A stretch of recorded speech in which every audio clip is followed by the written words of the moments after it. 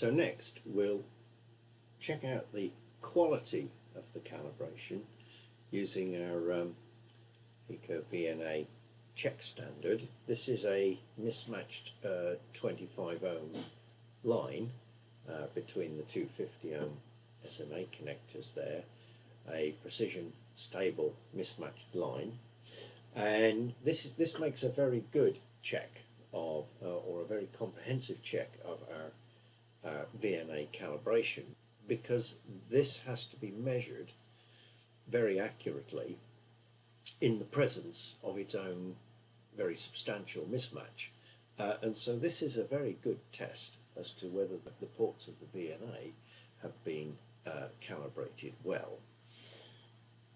Let's remove the eCal module.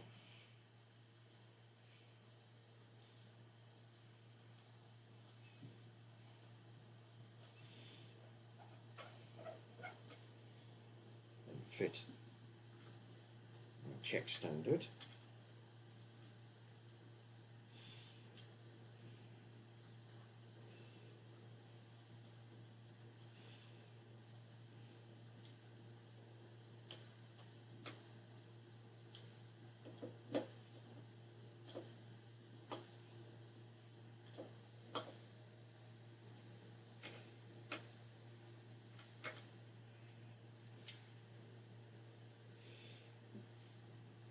There we are, and there's our measurement.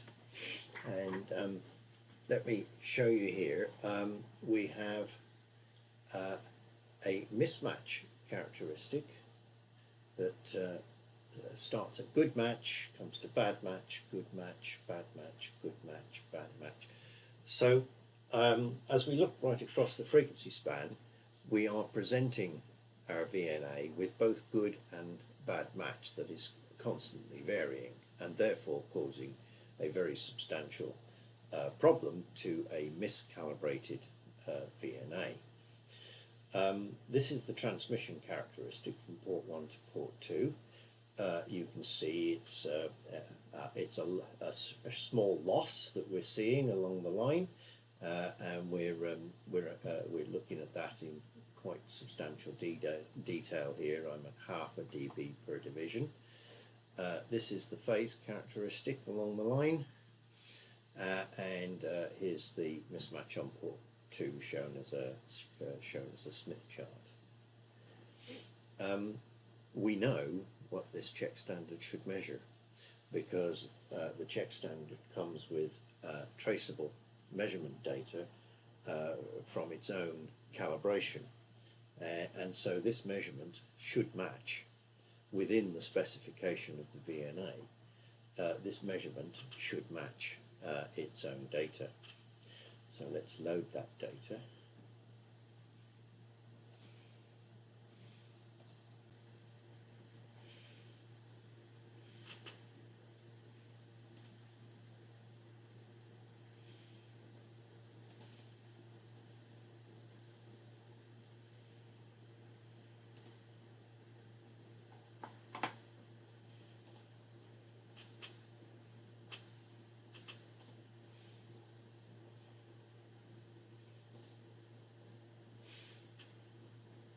And there you are.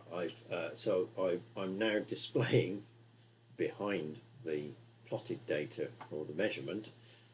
We are now plotting the true data for this check standard, and of course it's very difficult to see it, and I'm very glad of that. I can see some small perturbations here around 5 gigahertz. We have a utility that can help us make a comparison of the two.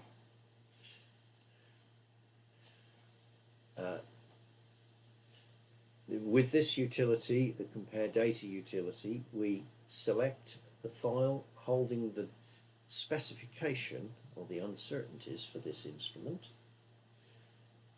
and that is, I'm going to use this instrument uncertainty. It's a PicoVNA 108. I'm using premium calibration leads and adapters here, so PC 3.5. Now I will say the check standard and the eCal module both have SMAs on them. So there is a strong argument that I should be using this uncertainty, because whenever there's an SMA in the system, we should be using a slightly looser specification for the measurement. But I am very happy that these are very high quality SMAs, and I want to show you the performance to the best degree I can. So here we go. I'm going to use this uncertainty, which is the tightest. So we'll open that, and we're also going to open the uncertainty of the reference for the measurement of the check standard. And this is done in a first tier arrangement, directly traceable to the National Physics Laboratory. So that data came with the check standard. Open, and we're going to compare. Oh, by the way, I am excluding the reference uncertainty here.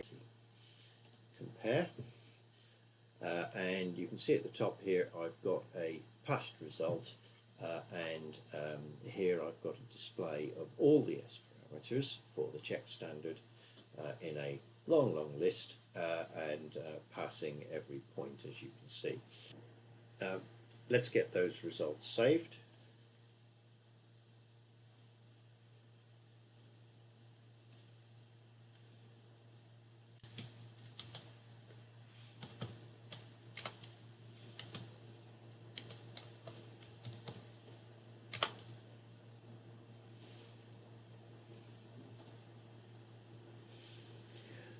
And we'll get those plotted for you, so we can see just how good that calibration was. So for the four S parameters, reflection on the left and transmission on the right, these plots are for the data that we saved from the compare data utility. What we've plotted here is the reference data with the measurement specification bounds, or the measurement specification uncertainty.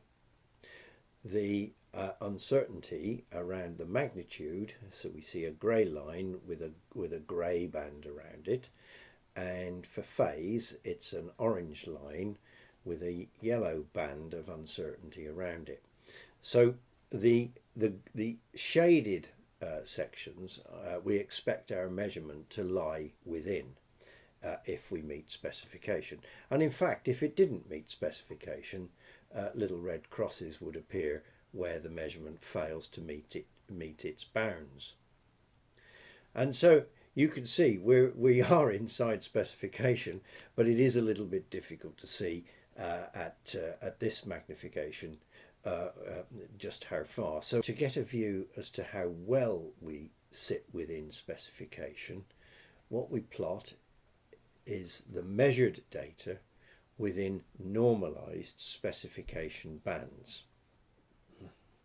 So on the left here I've got my reflection parameters plotted for magnitude and phase within the spec bounds. And this data on the left is from the automated eCal that I performed, and on the right I've done exactly the same process. I present the data for the manual calibration that I performed. Now you can see that both sit well within specification, and I'm very glad of that. Frankly, I think all of us would have liked the manual calibration that we perform to have beaten the automated calibration hands down, but that certainly isn't the case here. These two measurements, based on automated eCal and manual cal, are very similarly placed within their specification bounds, and it's the same specification in both cases. Looking at the transmission parameters, I think I'd argue that the manual calibration did a little bit better here, but the eCal is also within specification. And if you recall, we used the PC 3.5 uncertainties, and we chose to ignore, i.e. set to 0, the reference measurement and stability uncertainty. In other words, we are meeting the best instrument specification, assuming no SMAs are in use, and that our reference data is absolutely perfect. So what we have here is both calibrations readily meeting the tightest specification that we can apply, and very little difference between the calibration methods.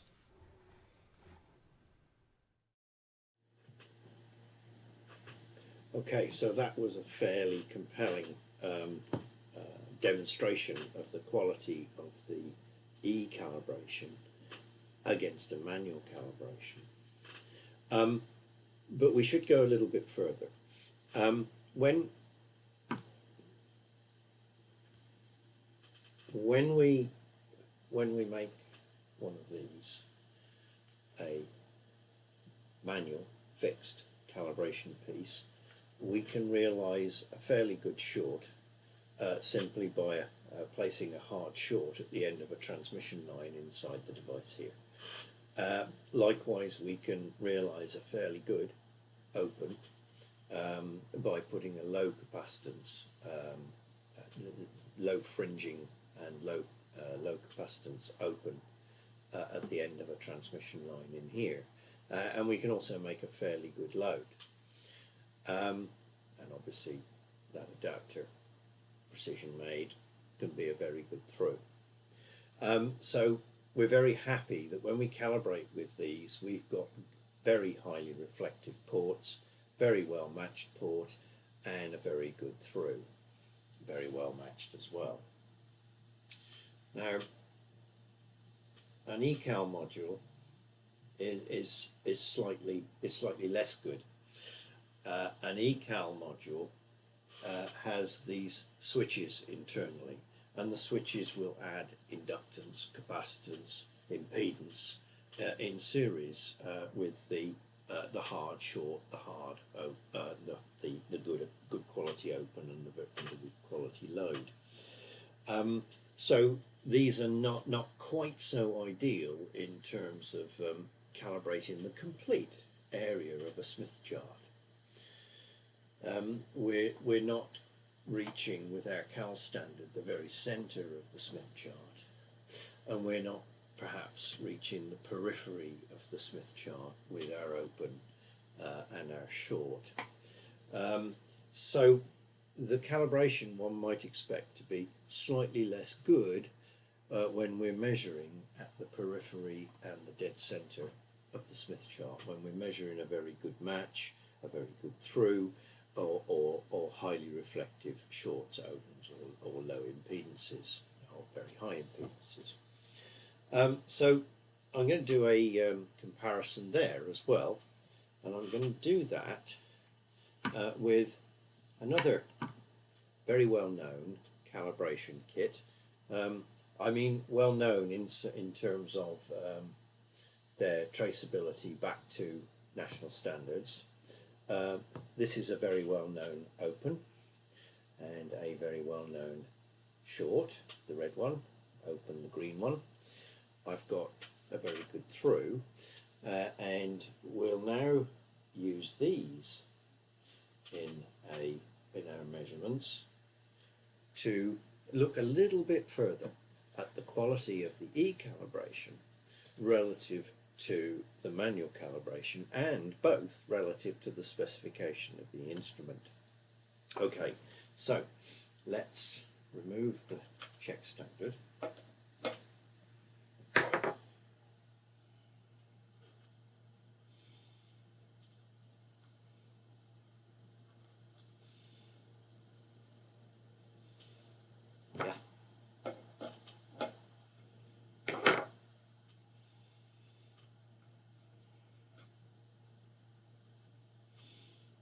Will fit the short to port 1, and we'll fit the open to port 2. Just knocking the set apart here, and therefore we have no connection. We're not going to see any significant transmission from port 1 port 2 or vice versa. So we're only going to be looking at two S parameters here. Let's get those torqued up properly, because we are making some pretty good measurements here.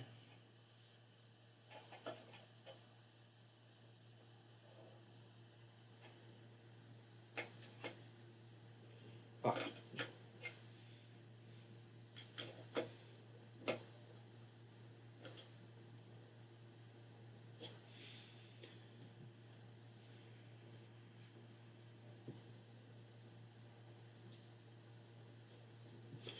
Okay, let's have a look at that. What have we got? Well, let's turn off that reference trace and let's bring this to a slightly higher sensitivity. That'll do. And what you're doing here,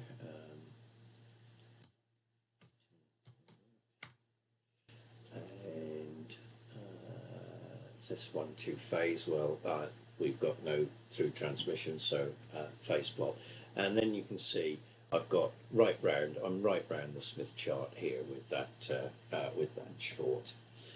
Oh, sorry, this will be the open, the S22. Well, we can do exactly the same as we did with the check standard. We can use the compare data utility. We can take the data that was provided with the calibration pieces, and we can compare that with the measurements that we're making here. And this is what we get. So here we have the two S parameter plots. We have the short on the left, S11, and on the right we have the open plotted alongside its reference. We can easily see magnitude of reflection, blue, matching very well to the reference data, the grey trace. Certainly well within specification, the light grey shading. Phase is also in spec because there are no red crosses on these plots, but let's look against normalized reference and spec to see how well they actually match. Well, very good match indeed. Phase as well. So again, we have eCal on the left, and on the right, manual cal is an even better match to its own reference. But both are very well within our specification, even though we used the PC 3.5 uncertainty. We can begin to wonder whether any competitor AutoCal solution would anywhere near match this. And then, as I said earlier, we want to measure the through as well. What the through is going to give us is a very good match in the center of the Smith chart. It's going to be a measure of the match of both the adapter and of the correction of the VNA, so the residual match of the VNA. So let's remove these two pieces here.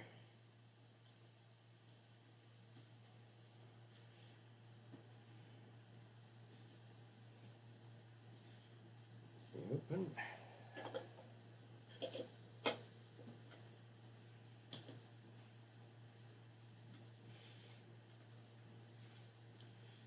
Short, and let's fit the through. Now, I'm going to be honest with you, this through is not marked. It's not marked in the sense of the polarity that was used with when it was calibrated. So the data I have for this through, it's uncertain what the polarity is. So in practice here, I have to make two measurements and then compare the best ones, which we would deem to be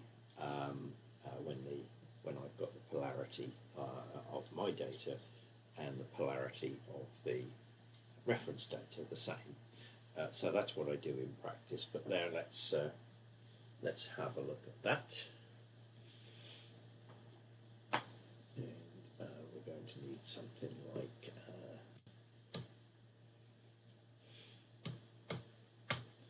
10.0 in there. We've got a very good match look, minus 50 dB, rises up to something just below about minus 30 dB. S21, we need something like 0.05. Oops, there. There's my loss characteristic. My phase characteristic, in phase to begin with and sliding away, and then, as we said, our expected very good match in the centre of the Smith chart there. Again, we can do a comparison of data. Well, through being a two-port device, we have all four S parameters again, reflection on the left and transmission on the right. Now, at better than minus 30 dB reflection in both of these plots, we are below our lowest specification band, so there's no shading to meet on the left-hand side here. Looking to the right-hand transmission plots, you can see that the small transmission loss is very, very accurately matching its reference data in the measurement here, and is very well within specification. Despite not having a spec in reality, let's look at the comparison of eCal and manual cal on the reflection parameters. Manual cal does win here, but really not by very much. And for the transmission parameters, well, much of a muchness, we would say. A pretty well balanced situation when we compare eCal with manual cal and compare both with specification. So I think the check standard alone gave us a great deal of confidence in the eCal calibration quality. And then by going that little bit further, the short, the open and the through verifications must surely extend our confidence right across the S parameter vector space. I'm impressed. I hope you are too.